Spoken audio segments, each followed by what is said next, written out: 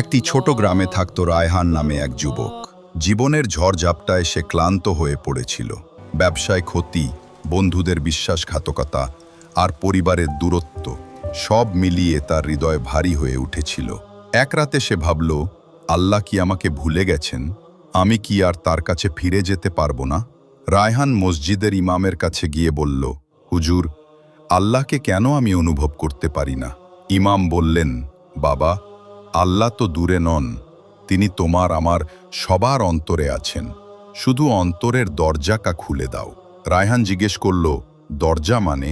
ইমাম বললেন, তোমার হৃদয়ের দরজা। তাওবা করো আর নামাজে তাকে ডাকো। সেই রাতেই সে কাঁদতে কাঁদতে সেজদায় মাথা রাখল। আল্লাহ, আমায় ক্ষমা করুন, আমাকে ইসলামের পথে চলার তৌফিক দান করুন।